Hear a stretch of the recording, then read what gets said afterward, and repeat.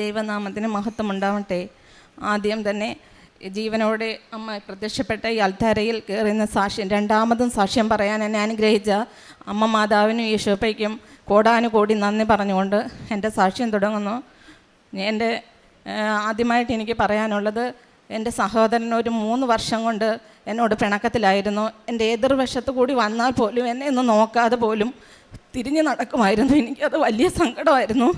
ഞാൻ അപ്പോഴൊക്കെ എൻ്റെ അമ്മ മാതാവിനോടും യേശുവിനോടും കരഞ്ഞ് പ്രാർത്ഥിക്കാറുണ്ട്. അത് എന്ന് വെച്ചാൽ ഞാൻ ജനിച്ച് എനിക്ക് 1 വയസ്സുള്ളപ്പോഴാണ് എൻ്റെ അച്ഛൻ മരിച്ചത്.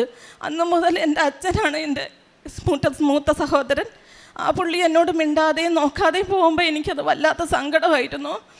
അത് എനിക്ക് വല്ലാതെ സഹിക്കാൻ പറ്റുന്നതിനും അപ്പുറമായിരുന്നു. ഞാനതെൻ്റെ മാതാവിനോട് നിയോഗത്തിൽ വെച്ച് പ്രാർത്ഥിച്ചതിൻ്റെ ഫലമായി എൻ്റെ വീട്ടിൽ അവർ 2 പേരും, എൻ്റെ നാത്തൂനും ആങ്ങളെയും കൂടെ വന്നു. അവരെ സ്നേഹത്തോടെ ഞാൻ സ്വീകരിച്ചു. എനിക്ക് ഒരു വൈരാഗ്യവും അവരോടില്ലായിരുന്നു. കാരണം എനിക്ക് അവർ വന്നല്ലോ എന്നുള്ളൊരു മഹാ സന്തോഷമായിരുന്നു. അതിൻ്റെ ഫലമായിട്ട് അവർ വന്ന് സ്വീകരിച്ചു. നല്ല രീതിയിൽ ഞാൻ അവരോട് സംസാരിച്ചു.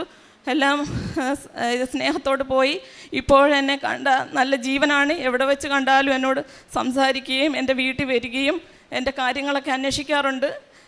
അതിന് എൻ്റെ അമ്മ മാതാവിനോട് കോടാനുകോടി നന്ദി പറയുന്നു.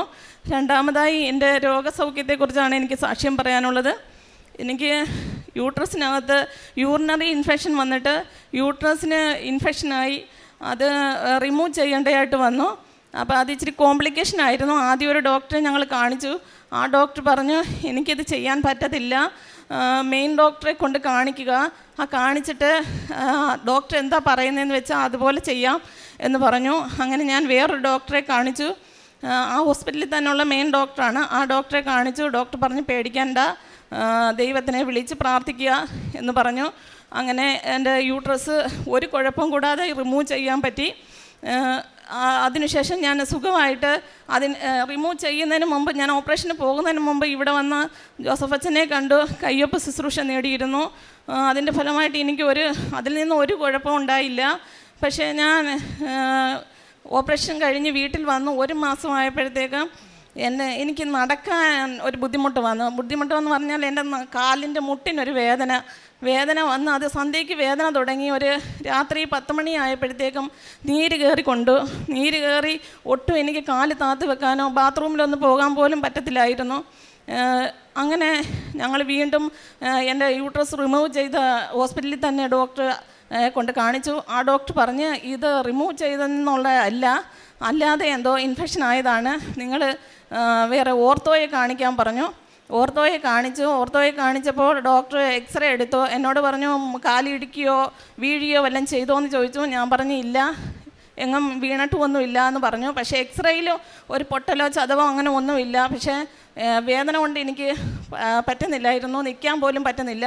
അപ്പോൾ അവർ പറഞ്ഞു, മുട്ടിൽ നിന്ന് ഫ്ലൂയിഡ് കുത്തിയെടുത്ത് കൾച്ചർ ചെയ്യണമെന്ന് പറഞ്ഞു.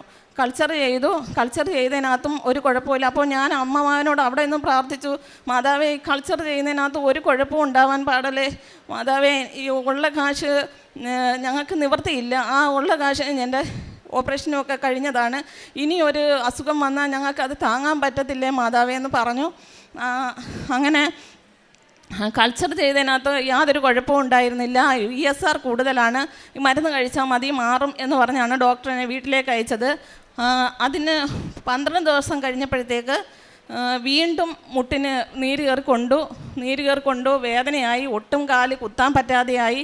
അപ്പോൾ വേറെ അടുത്തുള്ള ഒരു ഹോസ്പിറ്റലിൽ കൊണ്ട് കാണിച്ചു. അപ്പോൾ ഡോക്ടർ പറഞ്ഞത്, കാലിന് പഴുപ്പ് കയറിയിട്ടുണ്ട്, ഇയാൾ എത്രയും പെട്ടെന്ന് ഇന്ന് തന്നെ ഓപ്പറേഷൻ ചെയ്താൽ അത്രയും നല്ലത്, അല്ലെങ്കിൽ ഇയാളുടെ ബ്രെയിൻ ഇത് ബാധിക്കും, എത്രയും പെട്ടെന്ന് തിരുവനന്തപുരം മെഡിക്കൽ കോളേജിൽ തന്നെ പോകണം എന്ന് പറഞ്ഞു. അതല്ലെങ്കിൽ ഏതെങ്കിലും പ്രൈവറ്റ് ഹോസ്പിറ്റലിൽ കൊണ്ടുപോയി ഇന്ന് തന്നെ ഓപ്പറേഷൻ ചെയ്യണം എന്ന് പറഞ്ഞു.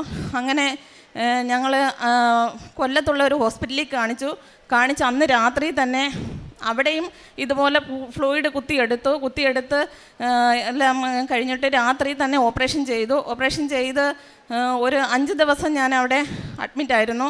അതിനുശേഷം എന്നെ വീട്ടിലേക്ക് അയച്ചെങ്കിലും എൻ്റെ കാല് താഴെ കുത്താനോ സ്ട്രെച്ചറിൽ കിടത്തി തന്നെയാണ് വണ്ടിക്കകത്ത് കയറ്റിയതും എല്ലാം കൊണ്ടുവന്നതും ഒക്കെ. എൻ്റെ വീട്ടിൽ വന്നിട്ടും എനിക്ക് ബാത്റൂമിലും ഒന്നും പോകാൻ പറ്റത്തില്ല.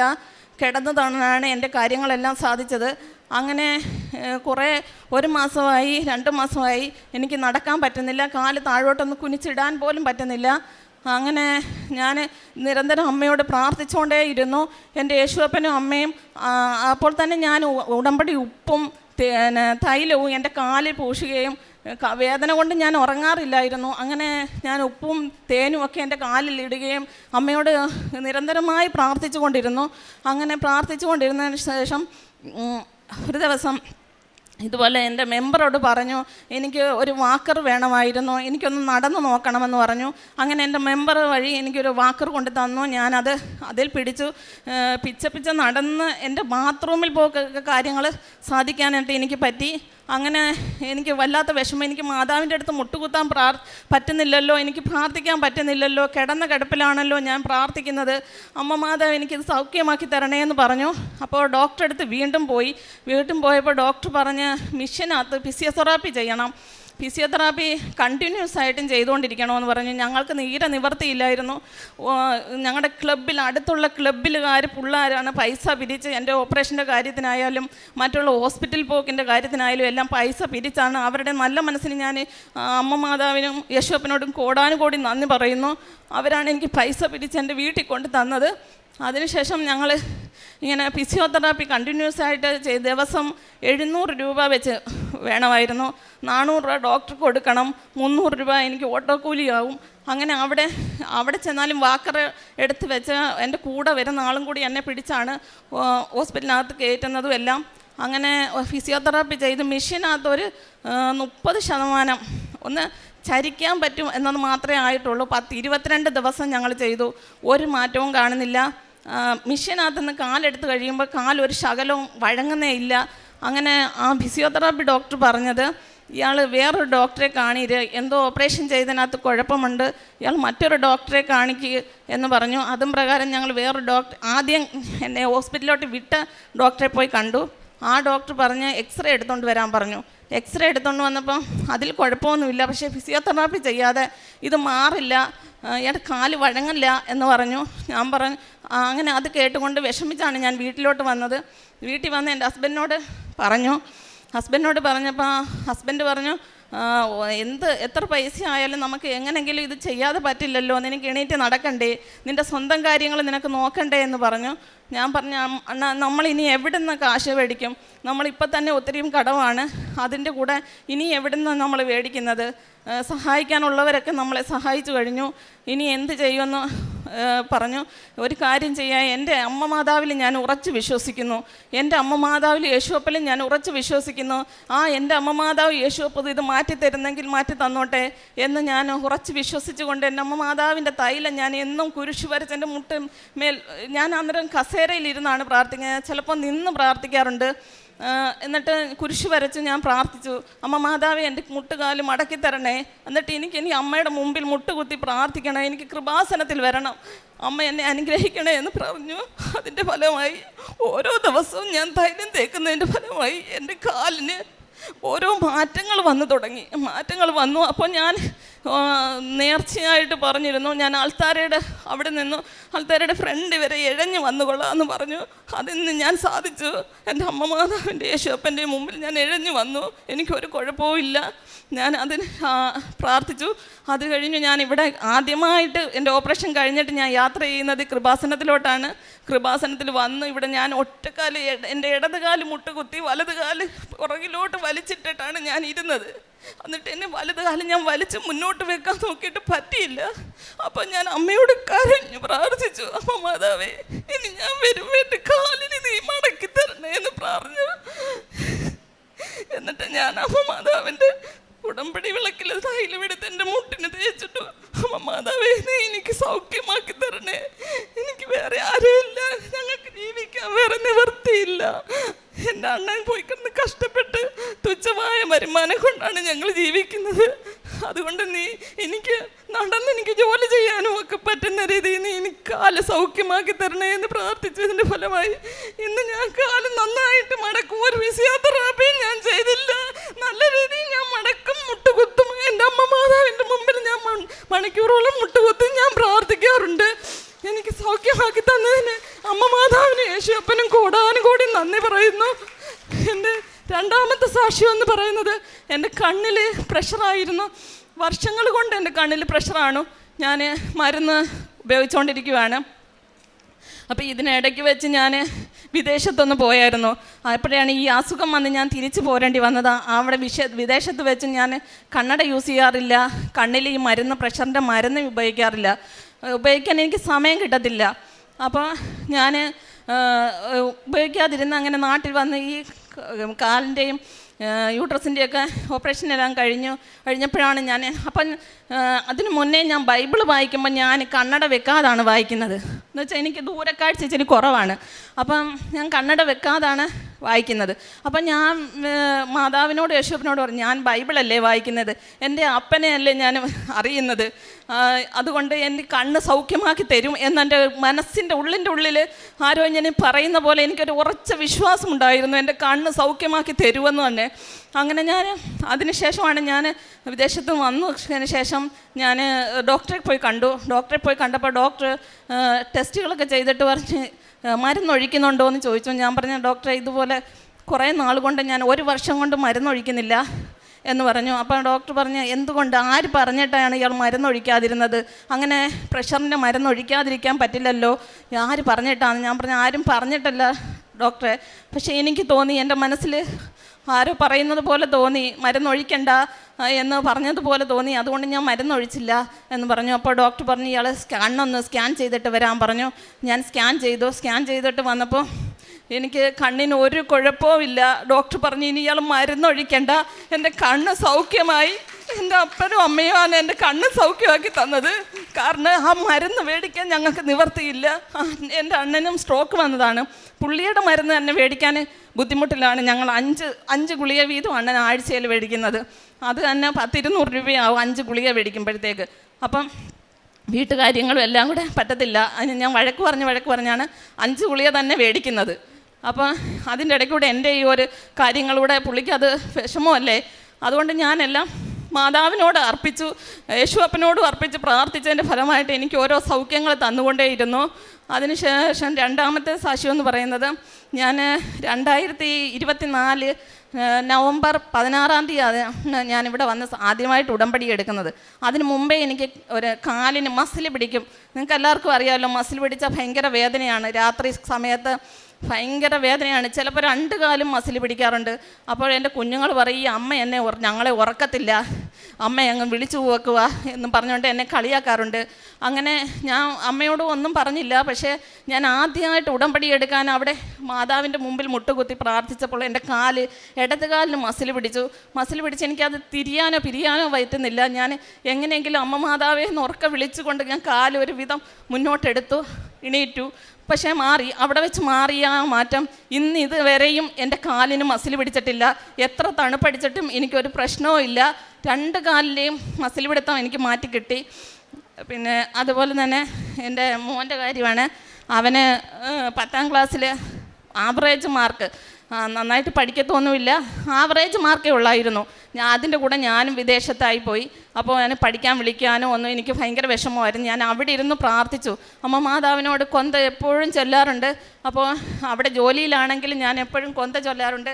അങ്ങനെ കൊന്ത ചൊല്ലി അപ്പോൾ ഞാൻ മാതാവിനോട് പറഞ്ഞു, മാതാവേ, എൻ്റെ മോനൊരു 90% മാർക്ക് തന്ന് എൻ്റെ കുഞ്ഞിനെ വിജയിപ്പിക്കണമേ മാതാവേ. എൻ്റെ കുഞ്ഞിനെ ഒന്ന് വിളിച്ചുണർത്താനോ അവനെ പഠിപ്പിക്കാനോ ഒന്ന് പറയാൻ പോലും ആരുമില്ല.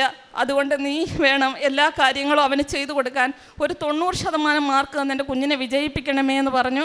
അവനൊരു 92% മാർക്ക് കൊടുത്ത് അമ്മ മാതാവ് അവന് വിജയം കൊടുത്തു.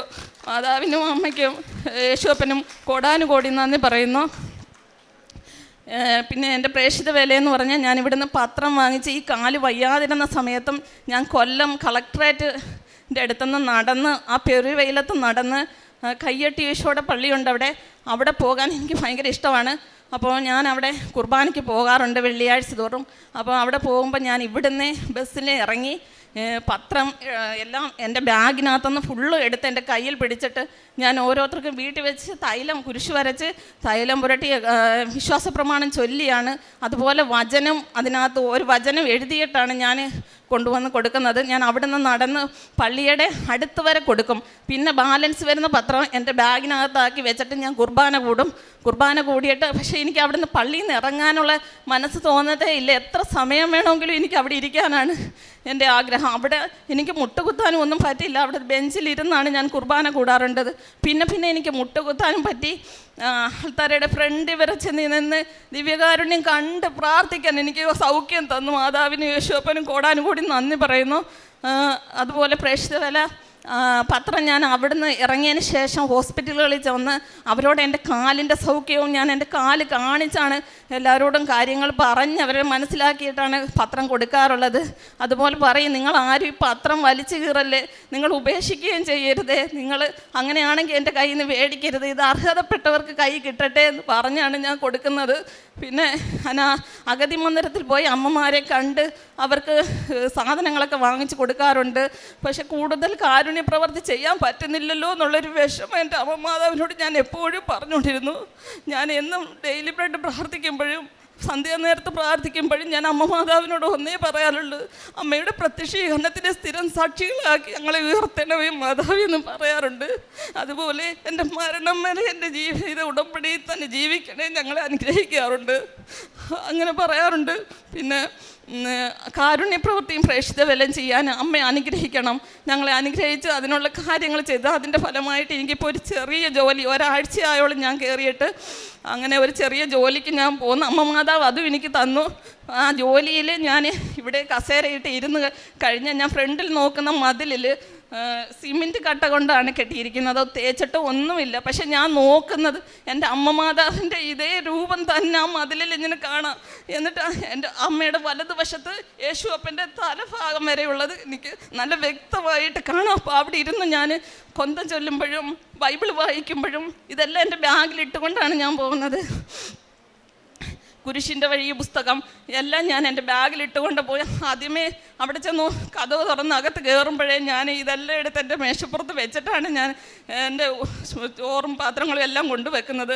വന്നിട്ട് തിരിച്ച് അവിടെ എല്ലാം ക്ലീൻ ചെയ്തതിന് ശേഷം എൻ്റെ പ്രാർത്ഥനയാണ് ഞാൻ തുടങ്ങുന്നത്. അപ്പോൾ കസ്റ്റമർ വന്നാലും ഞാനത് അവിടെ വെച്ചിട്ട് ഇത്ര എണ്ണം വരെ നോക്കി വെച്ചിട്ടാണ് ഞാൻ അവർക്ക് സാധനങ്ങൾ എടുത്ത് കൊടുത്തിട്ട് വീണ്ടും വന്നിരുന്ന് ഞാൻ കൊന്ത ചൊല്ലുകയും പ്രാർത്ഥിക്കുകയും ഒക്കെ ചെയ്യും. അപ്പോഴും എൻ്റെ യേശുവപ്പനും അമ്മയും ഞാൻ നോക്കും, അവിടെ തന്നെ ഉണ്ട് അവരെപ്പോഴും. എത്ര നിഴൽ വന്ന് വെയിലിൻ്റെ നിഴലടിച്ചാലും എനിക്ക് ആ രൂപം നല്ല വ്യക്തമായിട്ട് കാണാം. എനിക്ക് അത് വലിയൊരു അനുഗ്രഹമായിട്ട് തോന്നുന്നു.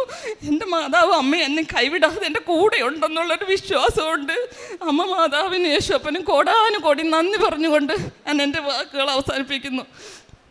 മത്തായി 15:31 ഊമർ സംസാരിക്കുന്നതും വികലാംഗർ സുഖം പ്രാപിക്കുന്നതും മുടന്തർ നടക്കുന്നതും അന്ധർ കാഴ്ച പ്രാപിക്കുന്നതും കണ്ട് ജനക്കൂട്ടം വിസ്മയിച്ചു.